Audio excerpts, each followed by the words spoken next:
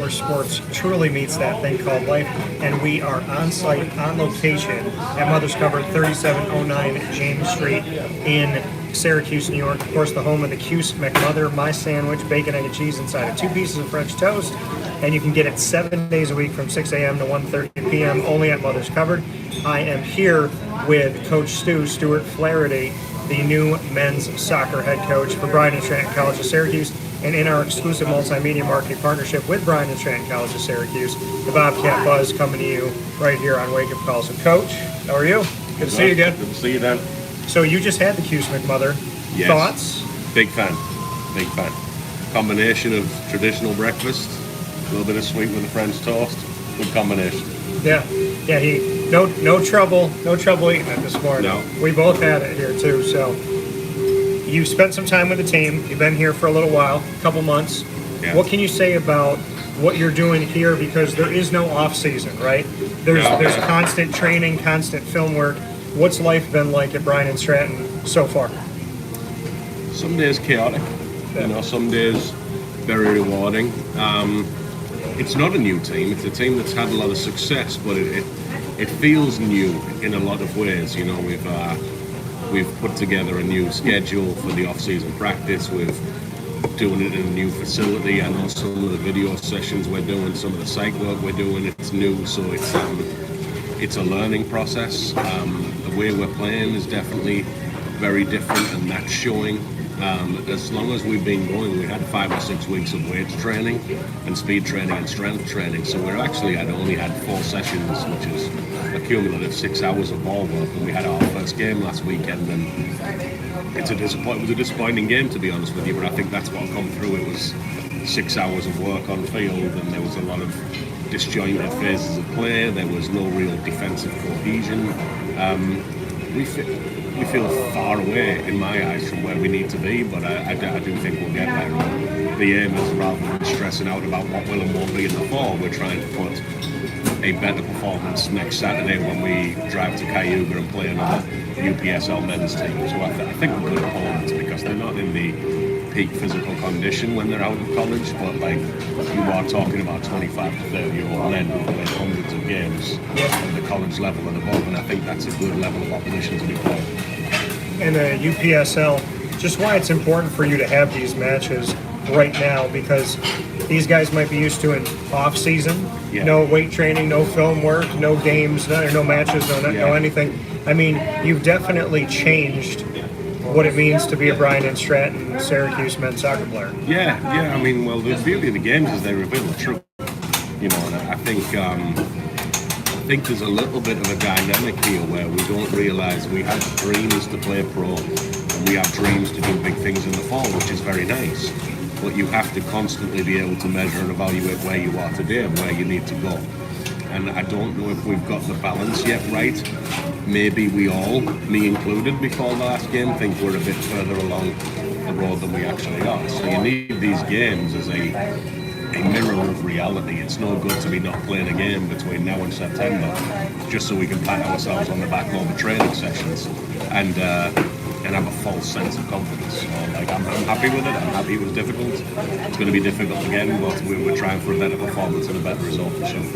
These UPSL teams for you, what brought about the ones that you chose, and just the structure of when you wanted to, how many games you wanted to have, when you wanted to have them, who you wanted to play? It was connection. I'm brand new to the region, right? So Amlima, they actually have a player in the back line who played for Bryan and Stratton. I think it was back in 2019.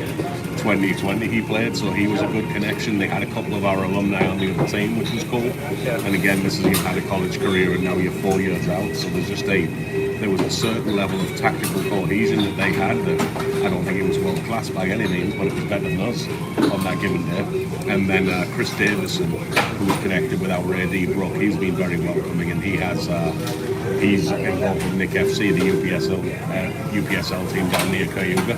So that was that fixture. But again, you're going to have college guys, you're going to have adults. It's a good level game. And to have this, like you said, you got to see things from this first thing, and there's nothing that's going to truly imitate a match until you have a match. Exactly. So from that match and all of your takeaways going into this match, where's been your areas of focus in training and film study to get ready for the upcoming one? Defensive shape, not playing as individuals, not unawareness of the group of 11 yet, but at least the awareness to defend in packs of 2 and 3. Okay. The off-ball movement was not good enough. It was a combination of low effort and low intelligence, quite frankly, our off-the-ball movements. And then there was a little bit of ego that I didn't like, where we're not doing the work off the ball to create options.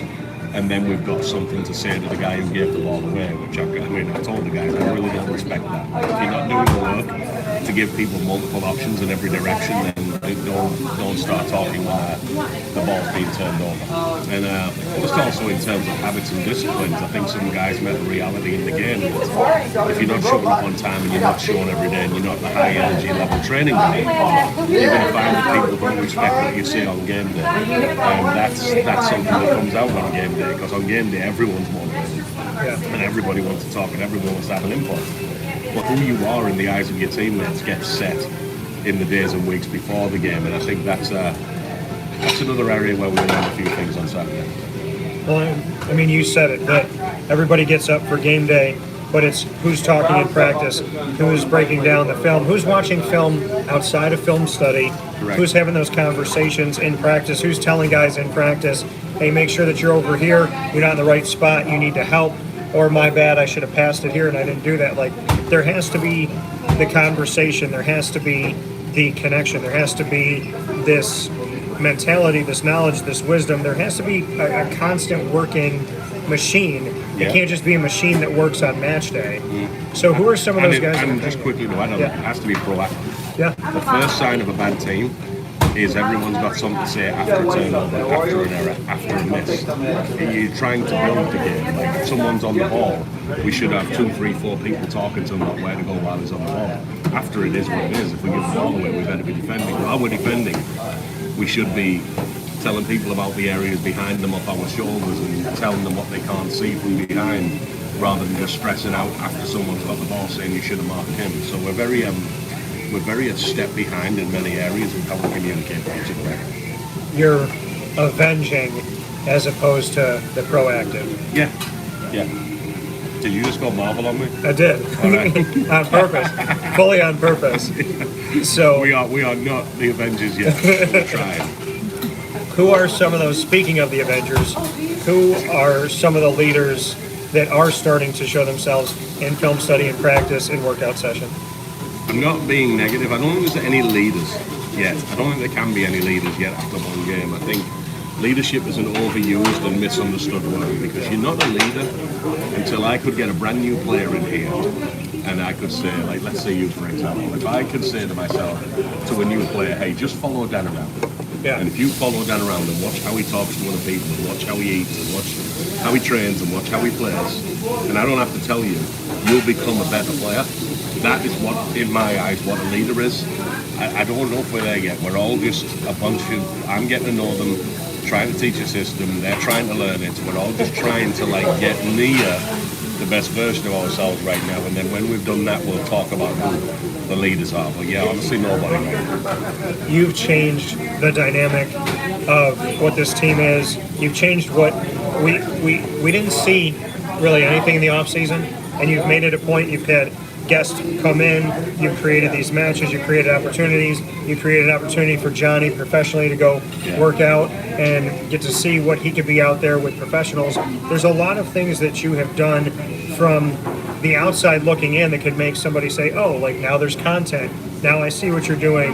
But from the inside out, what are you seeing of guys that, have you seen as leadership develops, have you seen some guys make positive moves in certain ways? Like, are there little nuances and things that you're taking away saying, from what we've done so far, I've seen this guy ask more of himself, I've seen this person be more vocal, I've seen this person be more active when it comes to the weight room or more active in film study? Are you seeing tiny victories, so to speak, I guess I would say? I'm not seeing what I want to see yet. Okay. In terms of pleasant surprises, there's a guy, Jafiq Charles, who effectively took a year off. He wasn't on the team last year, and he's come into the group, and he's very much up to speed with the rest of them. Okay.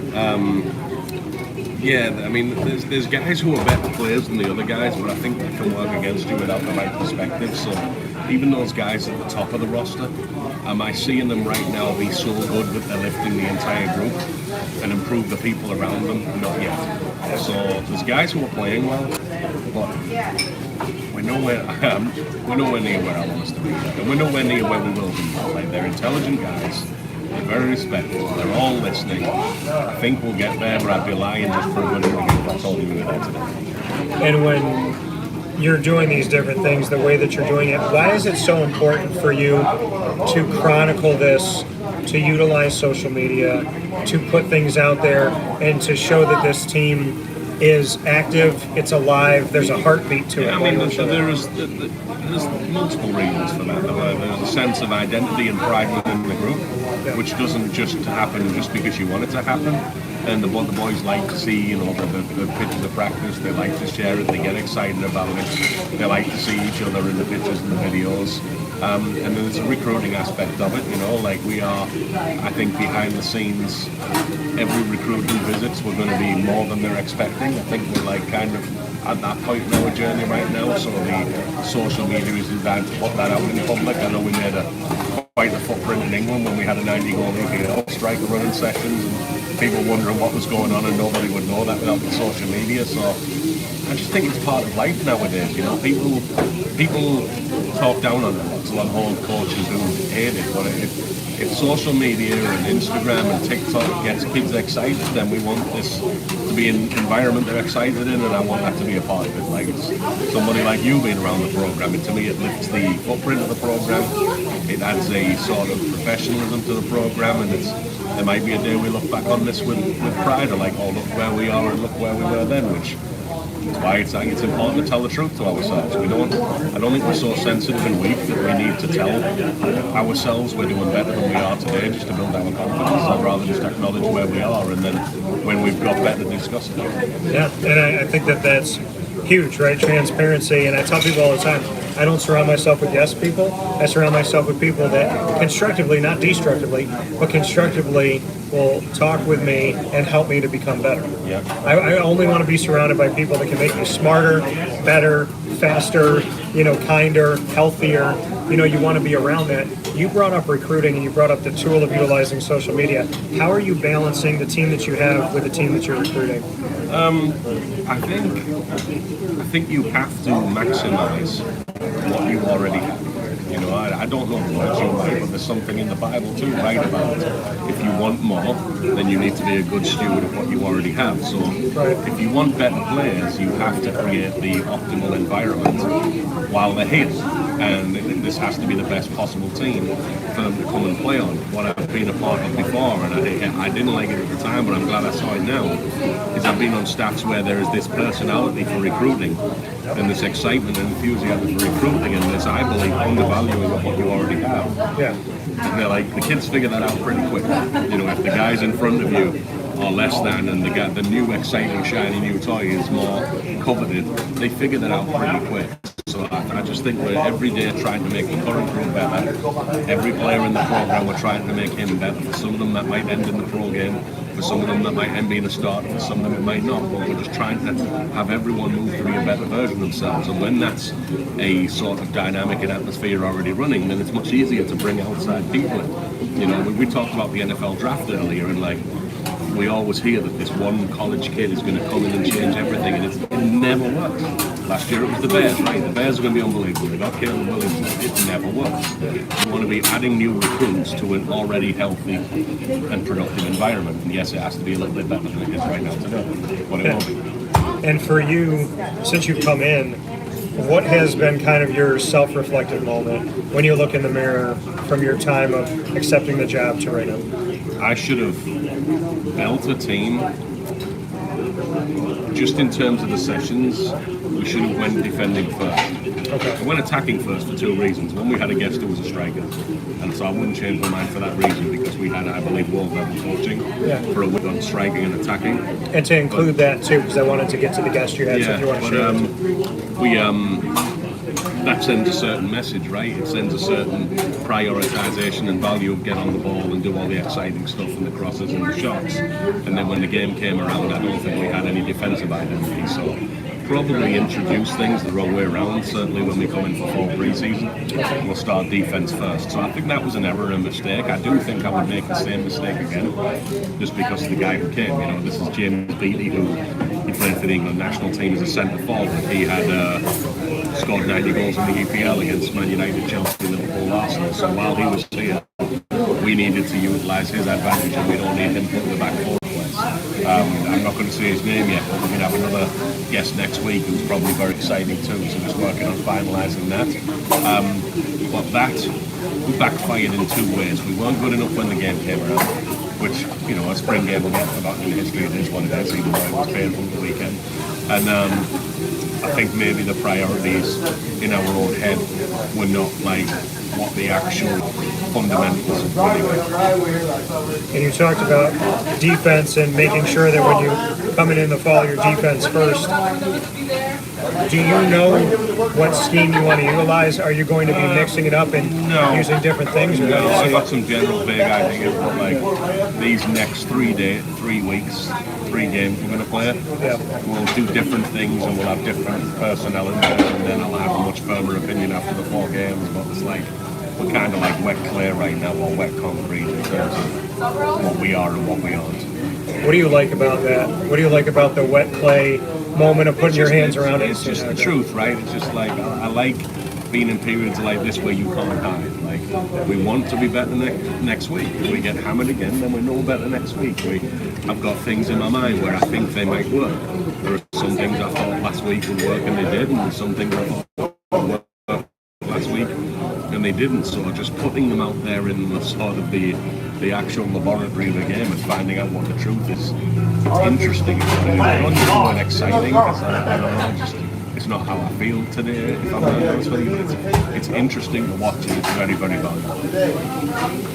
Your hunger, your drive, your passion, we were talking about that off the air, just like the passion to coach and the passion to be around it and just how you see things. Yeah. Where does that passion come from, and how do you keep essentially refilling your tank? I don't think my tank needs filling, you know. We've all got like something that we're good at and we like in life, and you just, I don't know, it's always been natural to me in my head that you would try and maximise that. And the struggles I've had in life have never been related to coaching or playing football. They haven't. They've been times of unemployment. They've been like personal issues. This hasn't been hard for me to get excited about. It's not hard for me to do day-to-day. If it was, I would probably keep looking and searching until I find something I did. And in my personal experience in my 20s and from people I know in my life, for your daily passion and craft to not be what you're excited about, it makes for a tough life, in my opinion. What is a day in the life on the pitch for you? How would you describe it? I mean, today and tomorrow are different because we don't practice every single day, but like, a practice day would be try always get a minimum of an hour of recruiting in right now because we're trying to bring 10 players in. So there's a list of calls and emails to make and rosters to look at and videos to watch that you never leave the office and you're done. You just accept that you'll never be done. You try and get as far as you can in terms of the inroads into that. Then it usually be an hour to review the last practice and plan the next one. Doesn't usually take more than that, to be honest with you. And then right now breaking down game video still, where we'll try and cap it to 4 or 5 blocks of video, which will be 3 to 5 minutes long each. And we've got defensive shape, we've got movement off the ball, and trying to put them together and then go find pro clips from the drive I keep, where I can give visuals of what it's supposed to look like rather than just being running compilation what wasn't good, you know what I mean. So you want them to be able to see it side by side? Yeah. Syracuse, you've been in Syracuse, New York for a little while now. Thoughts? You know, I've done so much travelling at weekends. I know. Yeah, it doesn't feel like home yet, but it's a very nice place. And I've lived in Maine, I've lived in New Hampshire, I've lived in Michigan, and I feel similar vibes. You know, like the weather is similar, the people are very welcoming. Like it's nothing new to me, but I wouldn't say it feels like home yet in my heart. You know what I mean? I understand. So, rapid fire, we've done it before. You've been gracious to answer my questions, so I'm only going to put myself on the hot seat, and you get to ask me 3 questions. Who's going to win March Madness? Right now, if I had to put my feet to the fire, I'm going to say Duke. Because Duke and St. John's were the only two on my mind. I saw Syracuse beat Duke live this season. Oh, no, you didn't. At Syracuse. Yeah. You saw Syracuse beat Duke? No, I saw Syracuse beat Duke live. Yeah, Oh, yeah. Duke won by like 40 points. Yeah, but I'm very sad that was his first experience of the Dome. Because I wasn't rooting hard at Syracuse or attached at the time. I was fine, but I was pretty one-sided. Yeah. Ask Coach Stu what his favorite part of that was, and he would probably say a chicken sandwich or something like that. No. Oh, I worked in Maine, and I remember a very young Cooper Flag coming up and being in all the media. Yeah. I remember he had a brother too. I don't know where his brother went, but and he's family friends with a friend of mine who knew him from when he was little from Maine. I don't think he was ever little. Yeah. I think he was born like 5'8" or something. Probably. Right. He was born at the height that I capped out at. So, Who are the Dallas Cowboys going to draft? they need to draft Ashton Genty. If they don't, then Jerry Jones needs to hang up his whistle that he shouldn't have. He needs to draft about 10 people. Yeah. They need an offensive line. They're eventually going to have to figure out what they're doing at quarterback. They need defensive help, but they absolutely, positively, without doubt, need to draft Ashton Genty, and I don't want to hear anything else from anybody else about anything. My mock draft will have Ashton Genty. He needs to be drafted. He needs to be there. I don't know why I'm seeing pick 8, but maybe that means the Cowboys have to trade up. So We were much better than we actually were. I'm trying to keep this current events while steering away from the impending World War III that's in my news feed every day. Baseball World Series champion. Early call here. I'm going to give you 2 thoughts on both sides. Dodgers, Mets in the National League, and in the American League, the Yankees are dealing with a ton of injuries. So in the American League, I'm going to throw you a curveball. I'm going to say Guardians. They were pretty good last year, right? Yeah. I'm going to say Guardians, and I'm going to say Astros, even though people can't stand the Astros. Yeah, but it's about banging on trash cans, right? I say, you know what? So there's this thing at Epcot where these guys. So the guys that the costume that you wear at Epcot down at Walt Disney World, when you are custodial, there's people that wear the same costume and they walk around with trash cans and people think they're just moving trash cans and all of a sudden they put them down and they start playing. And I said it's good to know that the Astros have a retirement program. That's funny. Yeah, that's funny. So you can ask me one bonus. One more. Yeah. What would I do if I sat down with Zelensky and Putin? Thoughts on the USA soccer team? That was a rough weekend. I mean, when you sit here and you don't know that Panama has a team, the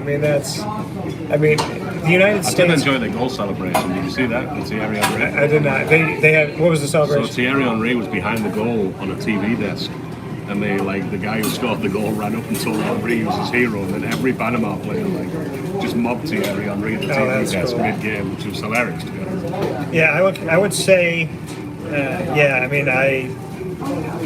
American soccer has to get better on the international stage, and there was moments where they were close. I'll never forget the extra time game against Ghana in the World Cup. There was a few games against Ghana. That was like a rivalry. There was one that literally sits with me to this day. I was in a Buffalo Wild Wings in Orlando, Florida, right outside of Disney, and there was 4 Ghanaians that asked if they could sit at my table. There was nowhere to sit, and I was by myself. And they asked if they could sit at my table. So there's all these Americans around, and when Ghana would play well and something would happen not Syracuse, American fans around. So there's all these USA fans, and whenever something would happen that was good for Ghana, bad for America, they would look at me, and I'm like, I'm not with these people. I'm trying to cheer on America. But was that the game Ghana won? Was the game Ghana 1-2-1? Asamoah Gyan? Yeah, I think it was 1-0 at a certain point, and then it ended in extra time. It was the last time they played the World Cup against each other, I think. Yeah. But it was so I wish I could Google real. it. I feel like you played Ghana back-to-back World Cups, and maybe won one and lost one. I I can tell you that was, and I have a friend from Ghana, Patrick. Love you, appreciate you, congratulations on the win. But yeah, no, it was such a heartbreaking thing. But it was like this was me. I'm watching the game, and then like they're cheering. None of the Americans are cheering, and they turn around, and I'm like this. I'm like, no, I'm not a part of this. Like, I'll tell you one don't thing spit my food. I feel quite strongly about, because we keep hearing the golden generation. The 2002 USA soccer team at the World Cup, that's the best USA team I've ever seen. Yeah, I was going to say, it's been like such a long time. They beat Portugal with Louis Figo and an all-star Portugal lineup. is... They beat Mexico when Mexico was strong. They lost 1-0 to Germany, and Germany had the handball on the line that should have been a USA penalty, and they went to the final. That was like a very good USA team. Yeah, it's been such a long time. You and I were talking about Coach Bradley before. Like, I felt like there was hopes there. There was moments and rays of sunshine there, but we haven't seen like a full sunrise. We've seen rays of sunshine, but we haven't seen a full sunrise yet. Is there anybody on the USA team that you think they can lean on? I think if you're ever asking that question, you're in trouble. Because I think that's why I'm asking. As much as everyone talks about Messi, like you take Messi off Argentina, it's a very strong football team. It's a very strong team. I know there's this basketball culture in America, which I think leads people to believe who's your superstar a bit more than it is that one guy can carry teams. Yeah. I think if like Pulisic is the best player, is he good enough to carry you through a World Cup? No, I don't think so. I think the only example in soccer history that people would argue a guy carried a team to a World Cup was 1986, Diego Maradona. Other than that, I think it's universally acknowledged that the teams that win are very strong teams, and even then, this painting of his teammates as less than is a bit disingenuous. You know? Well, that's the thing, like with Italy, when Italy won in 2006, it was the collective. Exactly. And then after that, it was like, you know, they had gotten older, and can they do it again? And then Spain had their days, and then Italy during COVID won a Euro. But it was like, after Italy won in 2006, it was heartbreaking because it was like, it took so much to get there and they finally did it. But then you couldn't keep all of that together because of the fact that the guys had just been playing for a really long time. So it starts to break apart. And as it's breaking apart, they didn't have the right pieces coming in. And then you're having to like just spend all this time in the in-between. I think the more recent Italy, so there was the 2006 World Cup Italy, when Caravano was a centre-back won the Golden Ball.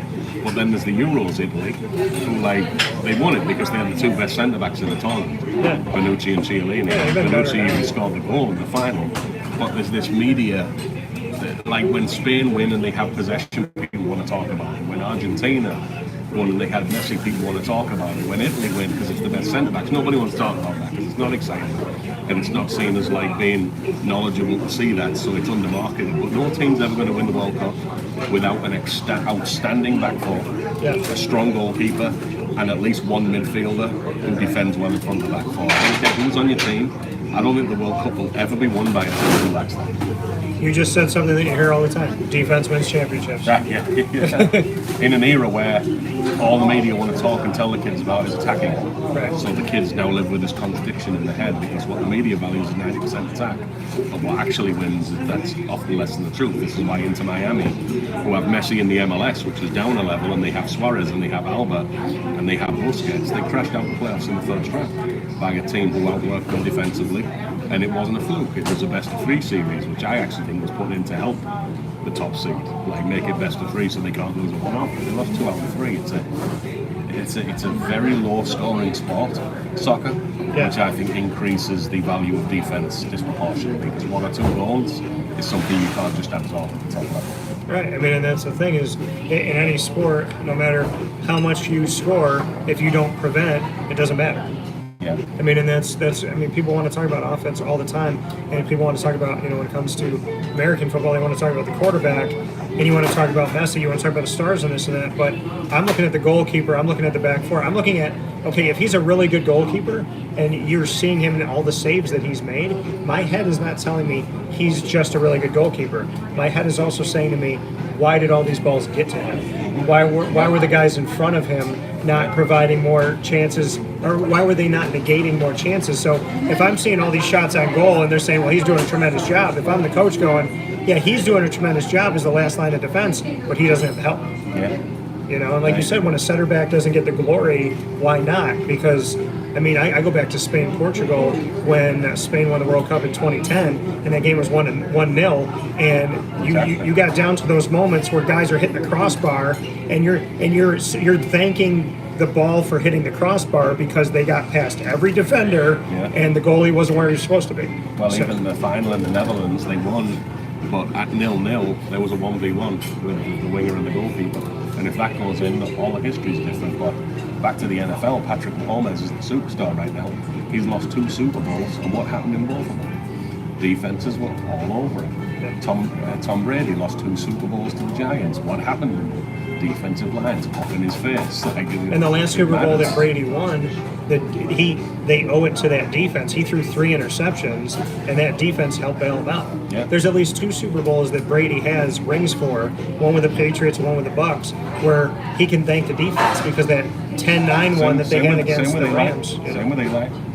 We got like 17 points in one of those wins, right? The one that stuck the tires on us. Well, and you look at Atlanta being up by so much against New England, and their defense couldn't play in the second half. So, it's just defense is always rearing its head, and that's why I'm really excited to see as you go through these matches, as you go through this spring, and then you go back and you look at all the film and you prepare for the fall.